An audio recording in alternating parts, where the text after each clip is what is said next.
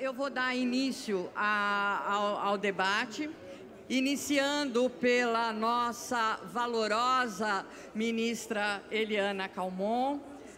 E aproveito, ministra, para trazer o abraço entusiasmado e solidário das empresárias de São Paulo que aqui não puderam estar, porque as que aqui estão o farão pessoalmente. Mas receba o abraço que me foi encomendado pelas empresárias de São Paulo e que se tornaram muito amigas e a acompanham nos bastidores. Então, eu passo a palavra, eu peço que as debatedoras respeitem o nosso tempo de 10 minutos, porque acho que a parte mais rica do debate é a participação de todas, não é? Então, passo para a ministra. Doutora Eliane Belfort, que eu homenageio pelo belo trabalho realizado. Bom dia a todos. Eu quero fazer uma distinção para o meu colega, conselheiro do Conselho Nacional de Justiça, o conselheiro Gilberto Valente. É importante esta participação, inclusive a presença do Poder Judiciário nesta mesa. O Poder Judiciário sempre foi o poder que estava fora dos contextos de qualquer política pública, de qualquer movimento que envolvesse cidadania, porque era um poder fechado e que ficava na retaguarda para solucionar apenas quando houvesse conflito de interesse. Nós hoje mudamos essa ideia, nós hoje temos uma ampla atuação do Poder Judiciário através do Conselho Nacional de Justiça. Temos muito que caminhar, temos de mudar a política, mas, naturalmente, nós estamos inseridos neste contexto, onde a igualdade é a palavra do momento. Nós iniciamos o século XXI falando de igualdade não como aquela coisa de mulher, não como um movimento que é um movimento feminista, mas como uma questão de Estado. É preciso termos igualdade para termos uma sociedade equilibrada, principalmente em uma sociedade que há mais de 40% de contingentes que são chefes de família. Isto é de importância fundamental. Quero dizer aos senhores que, em relação ao Poder Judiciário, foi interessante e há muito pouco tempo que nós nos percebemos das diferenças que existem. Ele foi o último poder a se aliar a esta nova era de igualdade e de identidade de gênero. E, a partir de 1997, quando o Brasil começou a colher dados e começou a preparar a sua plataforma para a Conferência Internacional em Beijing, descobriu a seguinte ideia: todos os poderes tinham na sua cúpula representantes do sexo feminino, menos o Poder Judiciário, porque em 1997 não havia qualquer mulher na cúpula dos tribunais superiores. E esta descoberta foi uma descoberta quase por um acaso, porque ninguém falava. Não se tinha a ideia que era realmente o poder que estava refratário a ter nas suas posições de mando representantes femininas. E, a partir daí, foram os movimentos feministas que começaram a trabalhar para que as coisas fossem diferentes. E, através destes movimentos, foi assinada uma carta de intenções com o presidente da República à época e, em 1998, assumiu a presidência da República, a responsabilidade de colocar nos tribunais superiores mulheres. Assim, eu pude chegar No ano seguinte, em 1999, ao Superior Tribunal de Justiça. E no ano seguinte, chegava ao Supremo Tribunal Federal a ministra Ellen Grace. Eu conto isto para dizer aos senhores que isto não aconteceu por um acaso. Isto aconteceu graças a um valoroso movimento de mulheres que praticamente forçou o governo do Estado a tomar esta diretiva. Isto é interessante se falar neste momento para nós continuarmos com os movimentos, para nós termos o rumo certo e nós continuarmos na luta pela igualdade. Muita coisa ainda precisa acontecer. Nós hoje sabemos que o poder ainda é masculino. Nós precisamos inverter essa história para que o Brasil se alie aos países mais desenvolvidos e possa dizer que não existe a desigualdade. Quero dizer aos senhores que nós, mulheres bem-sucedidas, mulheres que estamos aqui com grandes conhecimentos, com informações, não podemos esquecer das mulheres que não têm esta identidade para conosco. Eu costumo dizer que entre Eliana Calmon, ministra do Tribunal Superior, corregedora nacional, e uma mulher do campo, as cortadoras de cana da zona da mata, só existe uma identidade: o sexo, porque somos absolutamente diferentes. Aí começa o nosso trabalho, o trabalho de fazê-las informadas e de fazê-las semelhantes a nós. Este é o trabalho das mulheres bem-sucedidas e que eu ouvi a ministra falar, as Margaridas do Salto 15.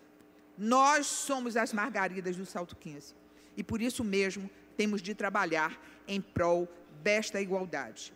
A igualdade, como eu digo, não é coisa de movimento feminista, não é coisa de mulher. É política pública para o equilíbrio da sociedade. E não teremos uma sociedade equilibrada se nós não inserirmos no contexto com mão de obra, com recursos necessários à mulher. A mulher faz parte deste contingente de trabalhadoras, faz parte deste contingente de mulheres bem-sucedidas profissionalmente, mas que precisam ascender à cúpula do poder para saber como lidar com as políticas públicas ligadas aos movimentos que estão privilegiando a igualdade. Desta forma, eu quero terminar a minha fala dizendo que eu estou muito feliz de ter sido convidada para este momento, porque é importante a participação do Poder Judiciário, aquele poder tão inflexível às modernidades, mas que hoje começa a ter uma participação nos movimentos populares, nas políticas públicas e está sentada aqui com tantas outras mulheres valorosas. Muito obrigada. De apresentar e pedir para que tome a palavra a Tatal Godinho, que hoje aqui representa, e nós estamos muito honradas com sua presença, uma grande amiga, Tatal, representa a ministra Eleonora Minicucci. Por favor. Muito bom dia a todas as pessoas aqui presentes. Eu quero, em primeiro lugar, agradecer a Eliana Belfort o convite em nome da Fiesp, da Firjan e das instituições que estão organizando esse evento. Cumprimentar a ministra Luísa Bairros, a ministra Eliana Calmon e as demais representantes da mesa, a prefeita, representante do governo da Espanha, as companheiras aqui, dizer que esse evento que busca vincular a questão da sustentabilidade ambiental e social, a igualdade entre mulheres e homens, ele coloca cada vez mais na pauta da preocupação da sociedade brasileira, garantir que, quando falamos em justiça e igualdade, nós não esquecemos que essa desigualdade entre mulheres e homens ainda é profundamente enraizada na sociedade.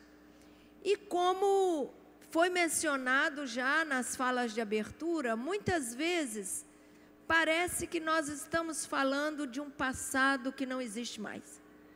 Que hoje as mulheres, como é uma frase da presidenta Dilma, hoje as mulheres podem, né? As mulheres estão ocupando os seus espaços de poder, os espaços na sociedade, mas essa desigualdade ainda é profundamente arraigada nos diversos âmbitos da sociedade. Não se trata apenas dos espaços onde as mulheres estão conquistando a direção. Aliás, se nós formos olhar os dados da desigualdade salarial no Brasil, o gap salarial é maior nos postos de comando. Ele é maior exatamente naquelas profissões que exigem maior escolaridade e onde as mulheres têm mais de 12 anos de estudos. Exatamente porque as políticas de ampliação, aumento do salário mínimo, as políticas de transferência de renda, têm feito com que, pelo menos numa base social bastante desprivilegiada, as mulheres estejam garantindo um pouquinho mais de direitos. Isso não significa que essa desigualdade social ainda não é brutal no nosso país. A ministra do Meio Ambiente mencionou e a ministra da Igualdade Racial mencionou, então, dizendo pelos seus temas, né, a Luísa Bairros e a Isabela Teixeira, tanto meio ambiente como igualdade racial, colocam essa junção de construção da igualdade, mostrando que na pirâmide da sociedade brasileira, ela ainda é extremamente rígida.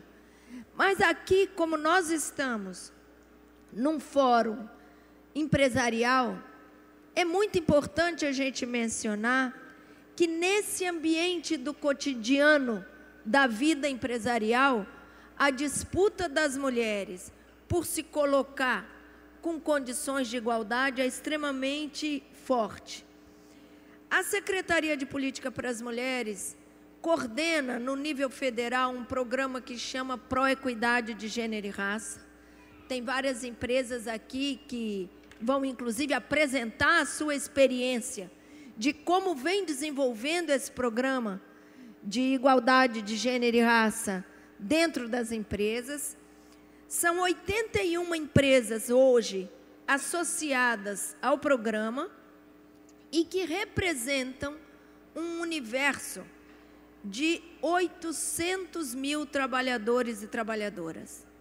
Vamos imaginar que o sucesso desse programa signifique, efetivamente, que nessas instituições e empresas não haja mais disparidade salarial entre mulheres e homens, haja políticas de creche e educação infantil, como foi muito bem pontuado por Paulo Scaff aqui, que é um direito fundamental das mulheres. E é, sim, uma obrigação da sociedade brasileira, do governo, dos governos municipais, dos governos estaduais e federais, mas é um compromisso também empresarial. Desde o tempo da aprovação da CLT na década de 40, já se discutia a importância do cuidado com as crianças para que as mulheres possam ter autonomia de fato. Nós sempre dizemos, e a ministra Eleonora Menicucci tem repetido isso incisivamente, não se fala em igualdade se não há uma mudança no padrão da divisão sexual do trabalho. E para isso, o cuidado com as crianças é fundamental. Não é uma responsabilidade só genericamente da sociedade e do governo, é preciso haver uma divisão no âmbito também da vida familiar e pessoal. Porque uma vez fechada a porta de casa, sobra sempre o cotidiano da louça para cuidar, da criança para vestir, do carinho para ser feito, que também é responsabilidade de pais e mães, né? O acompanhamento escolar. Então, ao construir essa igualdade e sustentabilidade, nós precisamos pensar que ela só será efetiva se ela for dividida por toda a sociedade, compartilhada. Eu não gosto muito da gente discutir sobre com a linguagem da conciliação trabalho-família. Mais porque eu prefiro falar em compartilhamento do que conciliação. O debate da conciliação trabalho-família tem sido usado muito para dizer, cabe às mulheres conciliar. Elas têm que dar conta da casa, têm que dar conta da tarefa familiar, têm que dar conta do trabalho, né? Tem que ser capaz de conciliar os seus mais distintos papéis. É impossível conciliar se não há compartilhamento de responsabilidades, porque o cotidiano e o trabalho objetivamente terá que ser feito por alguém, né? E esse trabalho, ele é muito mais do que o trabalho manual. Eu já participei de vários eventos com esses diversos níveis de fóruns empresariais, e eu gosto sempre de lembrar de um caso que corresponde ao cotidiano das mulheres cada vez mais, nos tempos de internet e nos tempos de celular. Não há uma mulher trabalhadora, seja operária, empresária, diretora de banco, que não fica ligada o tempo todo se o celular está tocando porque um filho está precisando de uma orientação no trabalho de casa, no dever que vai fazer para a escola, ou liga para a mãe porque está brigando com o irmão ou a irmã, ou o que eu faço porque a minha camisa não está pronta.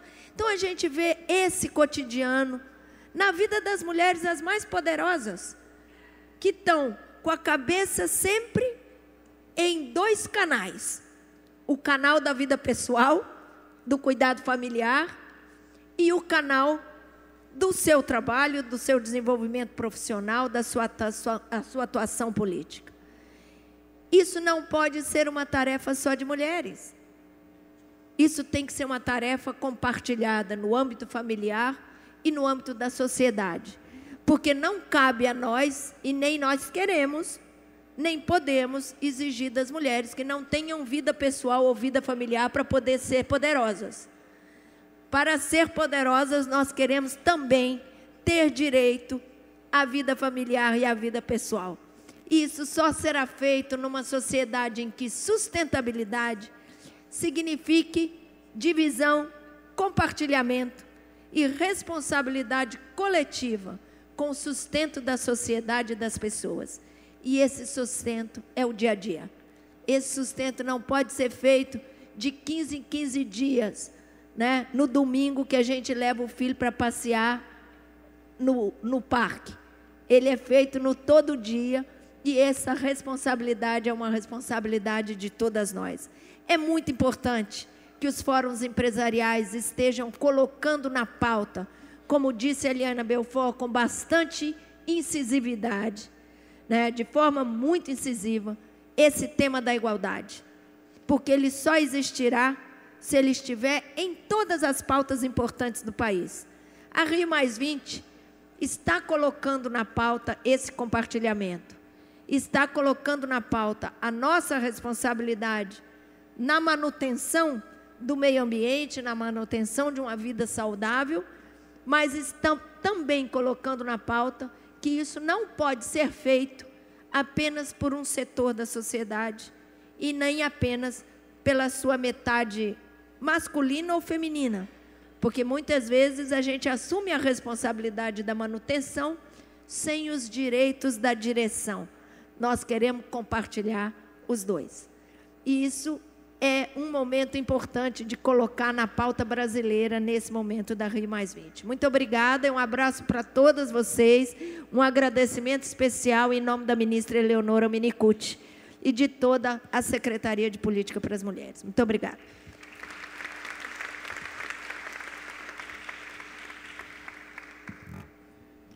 Alô. Obrigada, Tatal, pela... Vocês viram que houve uma mudança do lugar do poder aqui na mesa, né? Da coordenação da mesa, mas é temporária. Então, agradeço a Tatal e passo, então, a palavra à capitão de Mariguerra, Isabel Cristina Sotomayor, que aqui representa o Ministério da Defesa.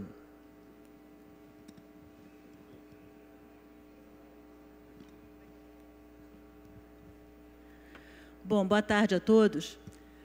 Em primeiro lugar, eu agradeço a gentileza e a consideração em convidarem nós, militares ou mulheres militares, que somos tão poucas aqui, é um universo tão reduzido, né? Vamos dizer assim, são 31 anos, eu vou falar pela Marinha, que é a minha força e é a minha experiência. São 31 anos de mulher na Marinha. É uma coisa que começou em 1981 com Almirante Maximiano e foi assim, foi uma oportunidade muito grande para todas as mulheres, né? Entrar nessa força, fazer uma carreira, construir uma carreira em diversas áreas de formação, em todas as profissões. E aí, vamos dizer, não só no nível universitário, mas também no nível técnico. Nós temos oficiais, temos praças, e é uma experiência muito interessante. A Marinha, as forças, elas oferecem oportunidades para todos. E aí eu tenho que dizer, independente de ser homem ou mulher, nós temos a mesma carreira. Quando nós ingressamos como oficiais, como a gente faz um concurso, a gente tem as mesmas oportunidades que os homens. Hoje nós somos 4 mulheres em cargo de direção. Eu sou uma delas. Para o biênio 2012 até 2014, somos 4. 2 em organizações militares, que são as primeiras mulheres a dirigir. Mas é fascinante. E é interessante, a gente pode concorrer em igualdade de condições às vagas de mestrado, doutorado. Hoje a gente tem o projeto do submarino nuclear, que está sendo conduzido na França, e várias engenheiras participam dele. A área de meteorologia, por exemplo, nós temos várias doutoras com diversos prêmios internacionais, mostrando, levando o trabalho do Brasil, toda essa parte da Amazônia Azul. Então, são oportunidades que a gente tem e que assim, pouca gente conhece, pouca gente sabe do trabalho da mulher militar. Se você considerar, então, saindo um pouquinho da Marinha, e você vai para as Forças Auxiliares, as mulheres que atuam no Corpo de Bombeiros, na própria Polícia Militar, ou então, quando você fala de Rio de Janeiro, nas unidades de polícia pacificadora, você olha o trabalho da mulher militar e você sabe que ele vem sendo reconhecido no dia a dia. E como as forças têm toda essa questão de aliar a hierarquia e a disciplina, a gente acaba dizendo que a gente concorre em igualdade de condições. Talvez seja uma situação um pouco diferente aqui. Talvez a gente não tenha que brigar tanto, porque a gente tem um fluxo de carreira que a gente vai seguindo, passo a passo. A gente sabe até onde a gente pode ir, até onde a gente pode chegar. Mas é gratificante, é importante. Eu acho que isso é o que eu podia colocar, é o que eu gostaria de colocar aqui, para as pessoas que não conhecem, para que como a gente atua dentro das nossas forças. Muito obrigada. Ok. Obrigada, capitão. Agora nós passamos a palavra à prefeita Maria Antonieta de Brito, prefeita do município de Guarujá. Boa tarde a todas e a todos. É um grande prazer poder estar numa mesa tão qualificada e participar na Rio+20, onde nós estamos avaliando todos os avanços que o planeta e, de modo especial, o nosso país e os nossos municípios tiveram em relação à questão da equidade de gênero, ao combate e à redução da pobreza e as ações de sustentabilidade que estamos buscando e procurando concretizar de modo mais efetivo. Então, eu quero cumprimentar a mesa, na pessoa da Eliana Belfort, as ministras aqui presentes, a ministra da Igualdade Racial, Luísa, a ministra Eliana Calmon, da Justiça, e a representante da ministra da Secretaria Especial de Mulheres, né? E, na pessoa delas, eu cumprimento todas as mulheres aqui que fazem parte desta mesa e as mulheres de todas as entidades. Eu gostaria de fazer uma deferência, se vocês puderem me permitir, a presença de duas amigas prefeitas, a Sandra Kennedy, do município de Registro, e a Maria Ruth, do município de Itapevi, né, que são companheiras das lutas, né, em que nós estamos bravamente lutando, enquanto mulheres que estão ocupando espaços de decisão importantes, que lidam com a vida de muitas pessoas, né, para poder fazer a diferença na vida dessas pessoas. A iniciativa da Fiesp, juntamente com a coordenação da Eliane Belfort, faz com que a gente possa hoje, concretamente, estar colocando um outro aspecto de participação da mulher, que é a mulher que ocupa o espaço da política, o espaço de decisão nos governos municipais. Eu ouvi aqui ministras, ouvi mulheres que atuam na segurança e na defesa da soberania nacional, ouvi senadora, os homens, né, que dirigem todas as federações das indústrias, e o nosso objetivo de ocupar mais espaço de uma maneira equânime, de uma maneira equilibrada e, ao mesmo tempo, não querendo o lugar que é do outro, apenas que nós tenhamos reconhecidas as nossas capacidades, a nossa possibilidade de contribuir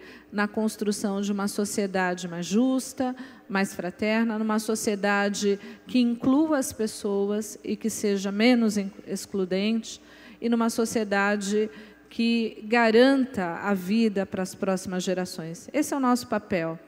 E, diante disso, eu acredito que nós, mulheres, temos um papel importante a desempenhar. E eu gostaria de dizer, Guarujá, nesse contexto da Rio+20, tem a grande oportunidade de mostrar os processos que nós construímos em tão pouco tempo, que eu posso falar a respeito dos meus 3 anos e 6 meses de exercício de um mandato. Eu sou a primeira mulher a estar à frente de uma prefeitura na minha cidade, entre 29 gestões.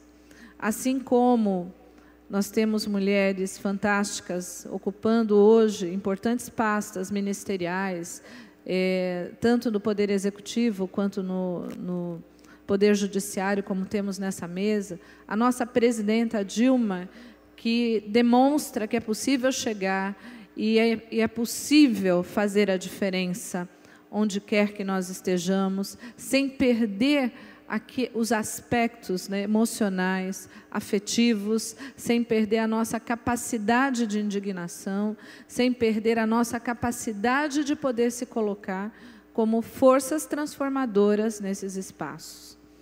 E, como primeira prefeita de uma cidade eminentemente que foi comandada por homens, A primeira situação que a gente enfrenta é a comparação, porque sempre se agiu de uma forma e você está indo por um caminho diferente. Mas nós não viemos para fazer igual ou para imitar, nós viemos para fazer a diferença. Essa é a grande importância da nossa participação. A diferença com um olhar não de exclusão, não de comparação, mas de dizer que nós precisamos uns dos outros. E a gente só constrói se estivermos juntos e juntas. Então, homens e mulheres não são superiores uns aos outros. Somos iguais e temos responsabilidades compartilhadas, responsabilidades comuns e, portanto, temos que dividir essas responsabilidades. Esse olhar é o olhar de uma mulher que está na política. Eu sou uma educadora que fiz opção por também dar a minha colaboração na área da decisão, na área em que eu posso interferir na vida das pessoas. Eu venho do movimento eclesial, né? Fui despertada para a minha militância e protagonismo na igreja, ouvindo Leonardo Boff, Frei Beto, sendo formada por eles enquanto crianças, indo discutir economia aos 11 anos de idade. E lá eu percebi que a gente tinha que ser luz, que a gente tinha que ser fermento, que a gente tinha que ser sinal de transformação, tinha que ser um diferencial. A gente não nasceu para ser apenas a gente nasceu para ser e fazer diferença. E isto me levou a ir para o movimento estudantil, sindical, e depois, naturalmente, de as pessoas quererem que a gente pudesse estar em outros espaços. Fui para o Legislativo, e no Legislativo eu percebi que eu podia fazer intervenções importantes, construir políticas públicas que pudessem garantir essa justiça que a gente sonha, que está nas cartas, que nós assinamos enquanto planeta, que o nosso país assinou na Rio 92 e que hoje a gente volta para refleti-las e ver o que avançamos. E aí eu diria para vocês, nós foi bem interessante, presidente. temos a grande Nós oportunidade. conseguimos envelopar o ônibus, então colocou o logo da Fiesp, do CJE, Humanidades 2012. Vem aqui, Poliana. Tem o som vindo para cá. Bom, feito a... Tem mais uma aqui, ó. Bom, continuando. Então, diante desta... E antes de sair... Está saindo.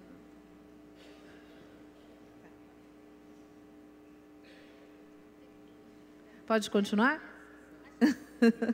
Bom, então, colocando isso para vocês de uma maneira clara, como legisladora, eu tive a condição de poder propor, mas eu não tinha a condição de poder fazer acontecer. E aí, eu me coloquei para poder disputar um outro espaço, o espaço de poder fazer, que é o espaço que o Poder Executivo tem e que é importante, porque eu já tinha passado pelos movimentos sociais, eu já tinha passado pelo Legislativo, e, portanto, no Poder Executivo, aqueles sonhos, as políticas públicas que a gente tanto lutou, tanto discutiu, podiam ser concretizadas. E aí a nossa grande tarefa de iniciar, né, um governo, primeiro, num corte de gênero com olhar feminino, um governo que pudesse resgatar nas pessoas da nossa cidade a autoestima, a participação, os valores éticos e que nós pudéssemos fazer as mudanças. E aí a coragem para poder fazer a mudança, porque fazer as coisas continuarem do jeito que são é muito fácil. E aí a nossa primeira ação de mudança teve que passar pela mudança na gestão, passar pela transformação, modernização da nossa gestão pública, mas com viés muito forte de sustentabilidade. Pois é, nós procuramos iniciar esse debate trazendo participantes de todas as áreas, como vocês estão podendo perceber. Temos do Executivo, do Legislativo, dos governos municipais. E por que trouxe Antonieta, não é? Como eu falei na abertura, eu sou munícipe, e então eu sou testemunha da gestão corajosa da prefeita, não é? De um município degradado em todos os sentidos quando ela lá chegou. Político, ético, social, ambiental, não é? E só mesmo, eu acredito, a coragem de uma prefeita que ousa fazer diferente, ousa fazer e ousa se atirar em coisas novas, mas que está recebendo o apoio da população. E eu tenho visto, Antonieta, né, porque eu tenho participado das audiências, como a população vem reconhecendo esta tua gestão, que parece arriscada, não é, porque é muito diferente, mas acho que chegou mesmo no momento, ou se fazia alguma coisa para valer, uma coisa diferente, que as mulheres sabem como fazer, né, sabem como ousar, não é? E eu acho que isso fez a diferença. Então, eu chamei a Antonieta para falar aqui em nome da municipalidade, porque nós vivemos nos municípios, não é? E eu acho que essa oportunidade de participarmos ativamente dos nossos governos municipais é que realmente farão a diferença, porque, na verdade, as coisas acontecem no município, né? É aquela coisa da gente sempre tentar consertar o mundo, né? Não, a gente conserta a gente acho que são círculos de influência. Acho que a gente tem a influência sobre a gente, se a gente for muito bacana, a gente vai ter influência sobre os nossos filhos, sobre os nossos colaboradores, e aí vai aumentando esse círculo.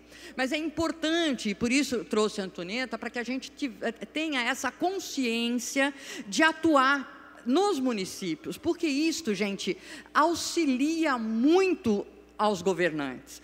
Não adianta a gente ficar, quando está passando o Jornal Nacional, ficar falando, mas isso está errado, isso é um descalabro, meu Deus, que coisa horrorosa isso. Eu acho que a gente não sabe a força que a gente tem, né? E as mulheres podem participar disso, devem participar disso, né? Através dos seus municípios. Então, obrigada, Antonieta, acho que foi bem importante também a sua participação.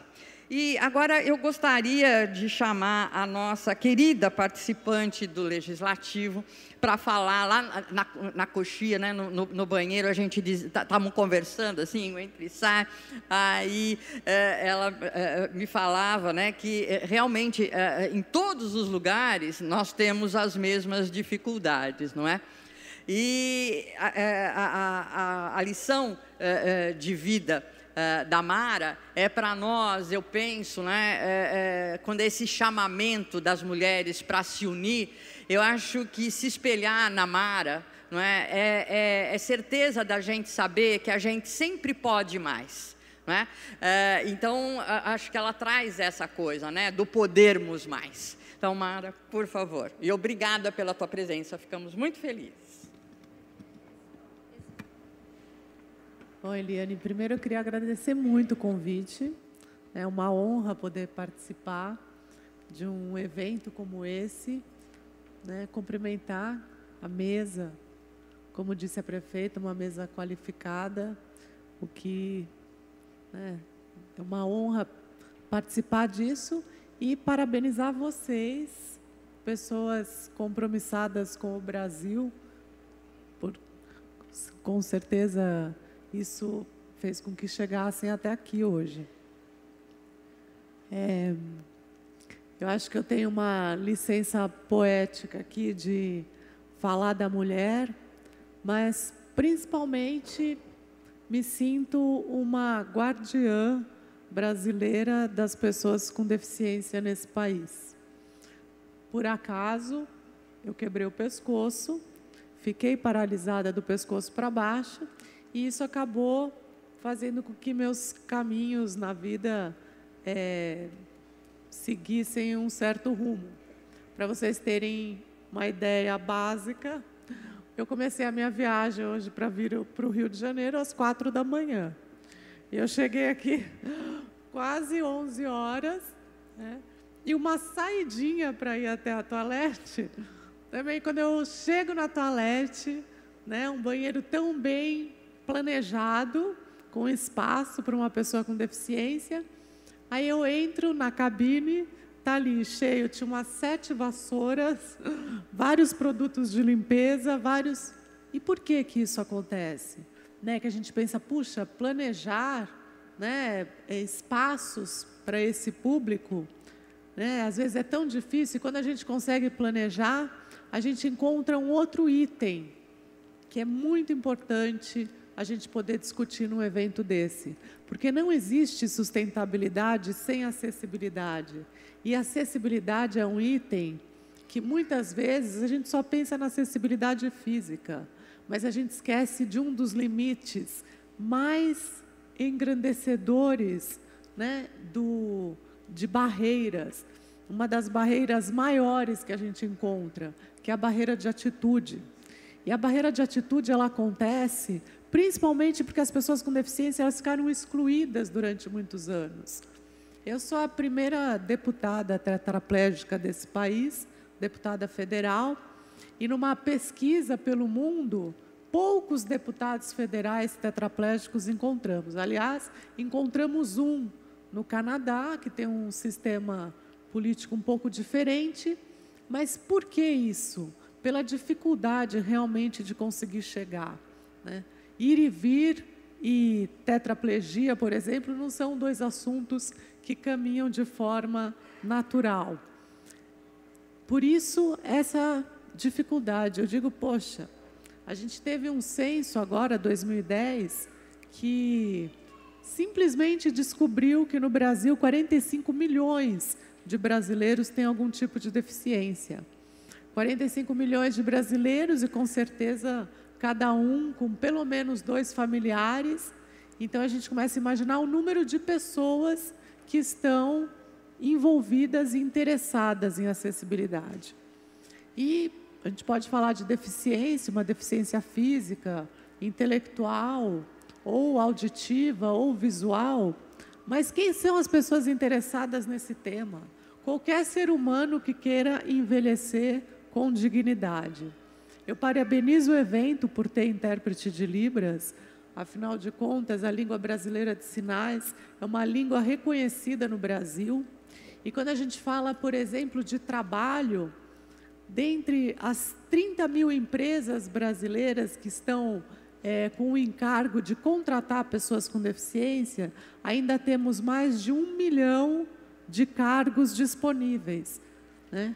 E, curiosamente, pensando em discriminação, é claro que pensar na discriminação da mulher com deficiência, a gente vai somando e agregando discriminações, principalmente porque esse público, mais de 80% deles vive em situação de pobreza. Se a gente quer empregar as pessoas com deficiência, e voltando a falar do surdo, as mulheres surdas costumam receber um salário menor, menos da metade do salário de um homem surdo, né? E hoje as empresas precisam contratar esse segmento, porque senão elas pagam multa por questão de uma lei, que é a lei de cotas, né? E por que é tão difícil contratar pessoas com deficiência? Porque para que isso aconteça, a gente precisa que tenha acessibilidade, acesso à educação e permanência nas escolas.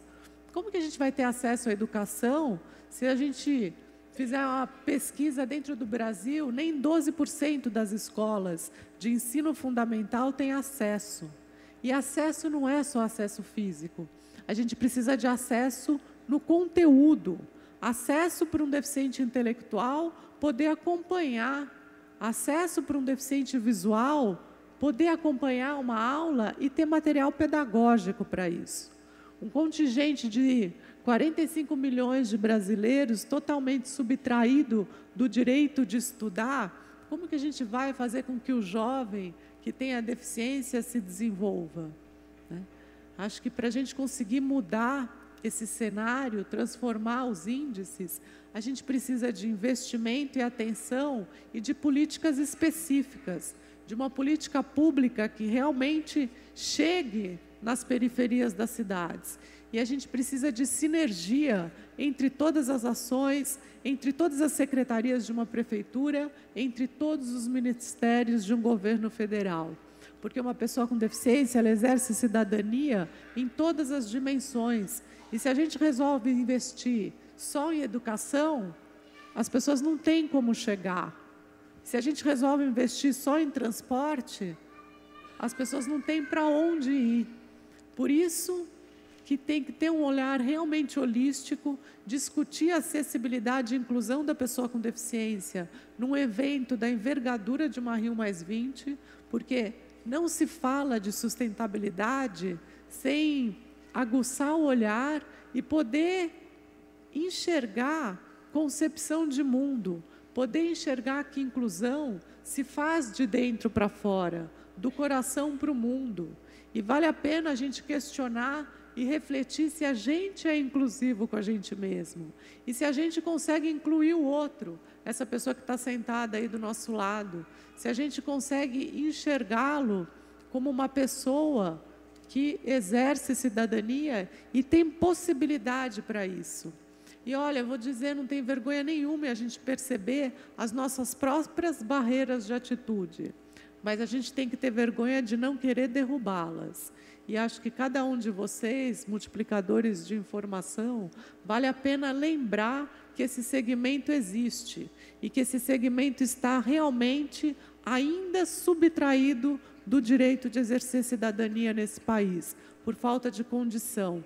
Se eu conseguir chegar aqui hoje, embora demorando horas e horas, com certeza foi porque eu tenho uma estrutura em volta, porque eu tenho uma pessoa do meu lado 24 horas por dia, senão eu não faria absolutamente nada, porque eu não mexo os meus braços, e por eu ser deputada federal. Senão, talvez, eu não tivesse conseguido chegar aqui. Por isso, eu empresto o meu ser e a minha vida para ir detectando tudo o que acontece. Por exemplo, no aeroporto, a hora que eu cheguei. Assim, não é uma crítica, isso eu faço pelo meu trabalho, já estou fazendo os ofícios e os telefonemas. Mas eu cheguei no aeroporto que tem 12 elevadores para pessoa com deficiência e os 12 elevadores estavam quebrados.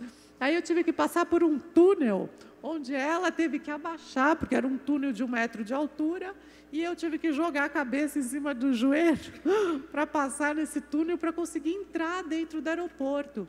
Depois de passar por um ônibus e um ambulift, né? E eu fui a última a sair do avião, obviamente. Enfim, e talvez, se eu não tivesse o cargo e se eu não tivesse toda essa condição, eu não teria chegado. E é isso que acontece com a maioria dos brasileiros com deficiência, que não consegue nem chegar. E se a gente conseguisse, por exemplo, com um passe de mágica, eliminar toda discriminação e preconceito desse país com relação à pessoa com deficiência, as barreiras físicas continuariam, né? E as barreiras físicas, elas existem por conta das barreiras de atitude. Porque quando a gente ensina alguém, quando a gente transforma socialmente um espaço, as rampas, os elevadores, eles vêm por consequência. Uma rampa não ensina, mas transformar as pessoas.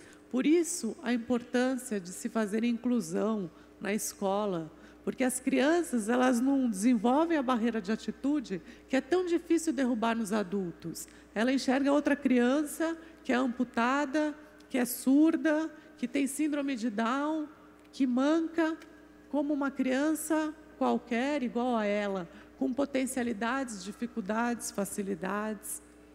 E isso transforma o olhar e a concepção de mundo dessa criança. O tempo.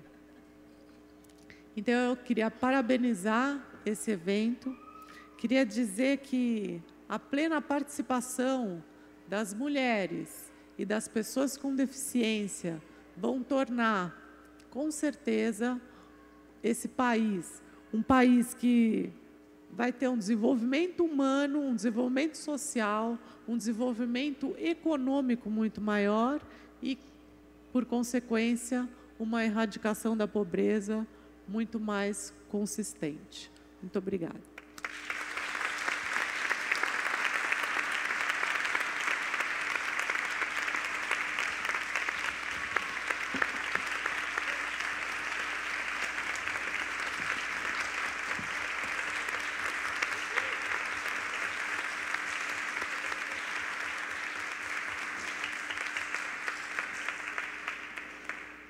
É sempre muito tocante a sua fala. Hoje nós começamos aqui a fala, né, dizendo dos preconceitos velados da nossa sociedade, né? Esses são os mais difíceis de debatê-los, de combatê-los, porque eles ficam sempre escondidos, né? Então, acho que a fala da deputada e a fala agora da ministra Luísa evidencia a dificuldade de ser mulher, mulher negra, mulher com deficiência, não é? Acho que essa reflexão se faz necessária, porque Eliana Calmon nos colocou algo que devemos pensar, né? Que o que nos une é o nosso sexo, independente da condição em que nos encontramos, não é? Então, essa união, né, essa unidade é muito importante. Então, passo para a nossa ministra, para suas considerações, e depois nós passaremos para a nossa convidada internacional, e eu já quero aqui fazer o preâmbulo da apresentação da nossa convidada internacional, que estou deixando por último a propósito, porque eu gostaria muito que você pudesse apresentar para nós o que está acontecendo hoje em alguns países europeus que foram precursores da igualdade de gênero, com políticas importantes, e que, num momento de contração econômica, como essas conquistas são perdidas. E a deixo por último para que ela nos deixe este alerta. Hoje nós vivemos uma condição política e econômica muito privilegiada no Brasil. Não sei quando teremos de novo crescimento econômico, desenvolvimento econômico e uma mulher no poder que tem trabalhado para que este tema permeie toda o seu governo e assim permeando a sociedade. Então, te deixo por último para que a gente possa discutir isso, que acho que é importante a gente estar trabalhando no presente, mas olhando no futuro, não é? Então, por favor, ministra. Bom, boa tarde novamente. Como eu tinha dito naquela fala introdutória, a Rio+20 ela é uma oportunidade para que nós possamos avaliar os desafios que ainda se colocam para que gerações futuras, sem discriminações, possam atender suas próprias necessidades. É muito importante que, numa discussão como essa da conferência sobre o desenvolvimento, a gente leve em conta, para poder entender um pouco melhor qual é a diferença entre os tipos de discriminações a que as pessoas e as mulheres em particular estão submetidas. É bom que nós entendamos um pouco, ou pensemos um pouco nessa dimensão do desenvolvimento, levando em conta a contribuição que os africanos e seus descendentes tiveram nisso que nós chamamos de processo de produção de riqueza, não apenas no Brasil, mas em vários lugares do mundo.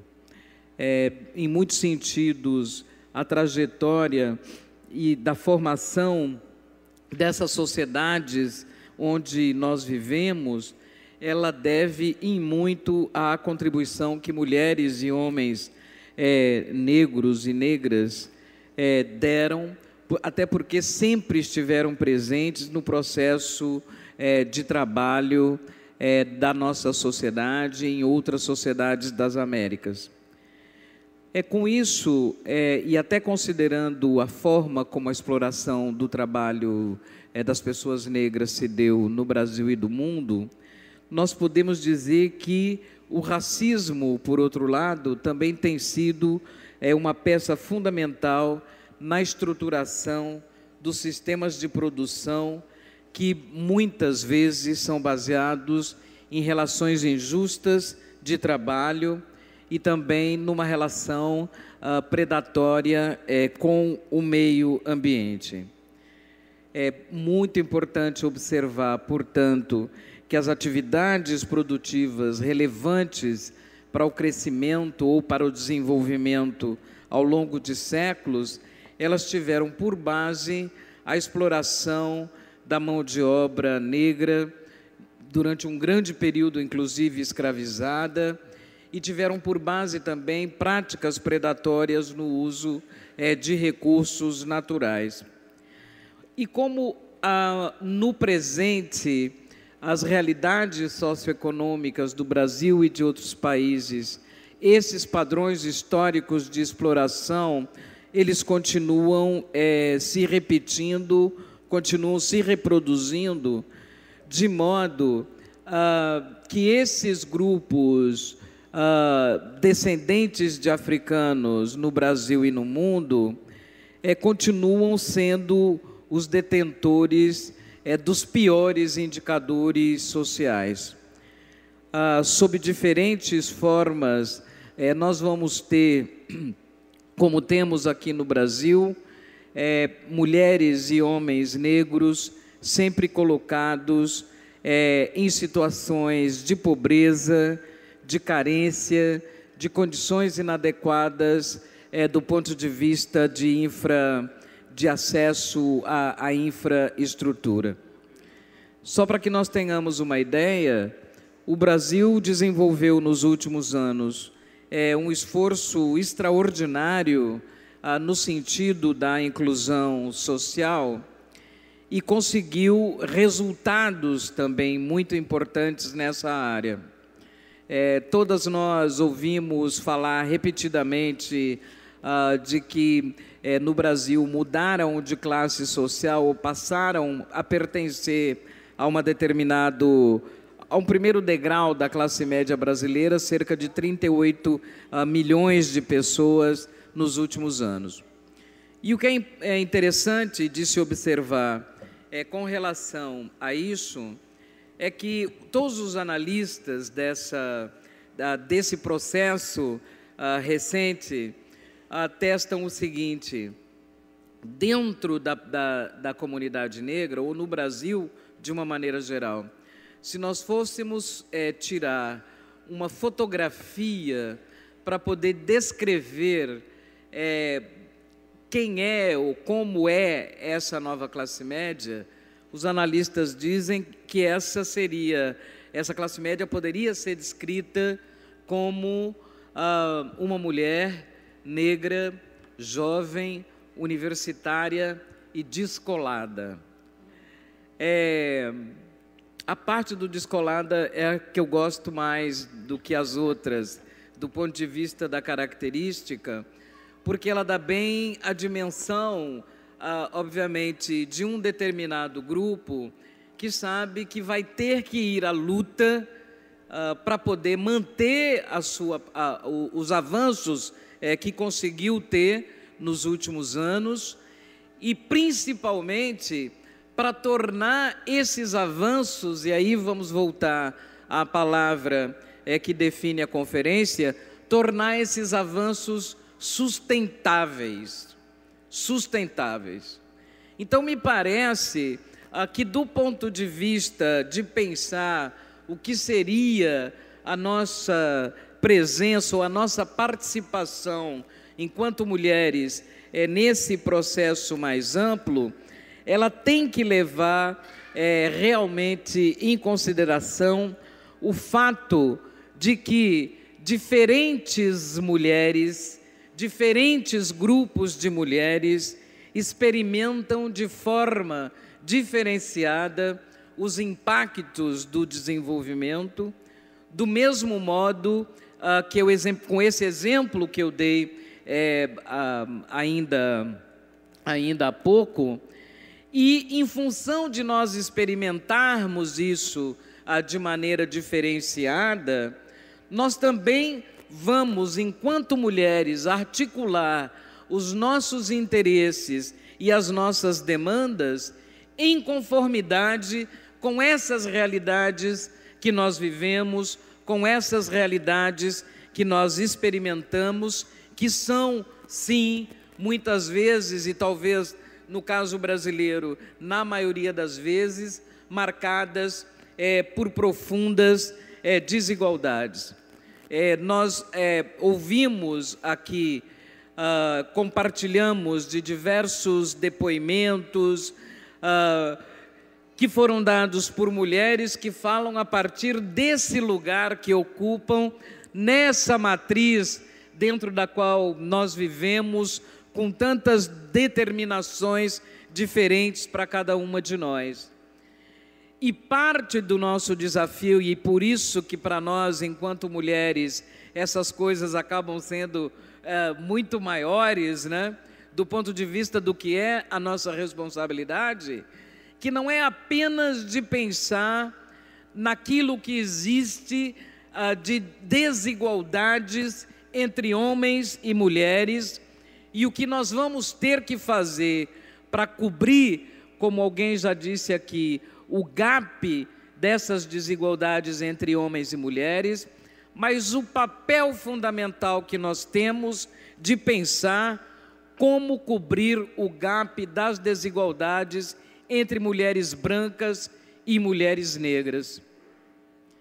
Eu acho que isso é fundamental para que nós possamos pensar nesse aspecto de um desenvolvimento sustentável e inclusivo, é como todos os grupos participam igualmente ou equanimemente daquilo que os processos de desenvolvimento podem gerar. Então, me parece, o desafio dentro do desafio, e, portanto, o coração daquilo que deveria ser o nosso compromisso. Não apenas existem e são reconhecidas e devem ser superadas desigualdades entre mulheres e homens, mas também as desigualdades entre mulheres brancas e mulheres negras.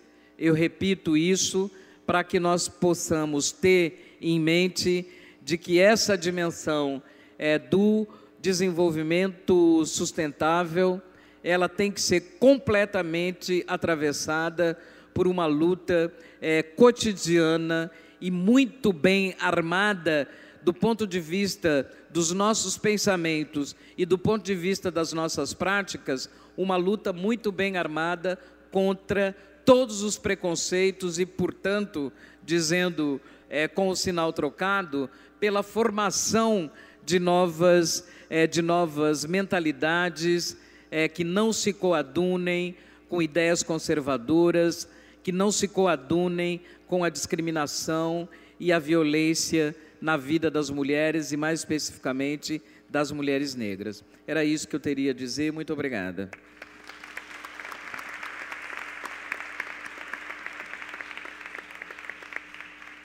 Agradeço muito, muito suas palavras. Acho que Luísa sempre nos coloca para a reflexão, não deixa nunca que esqueçamos a importância do nosso papel e de estarmos sempre adiante, né? Para que junto possamos avançar e fazer avançar.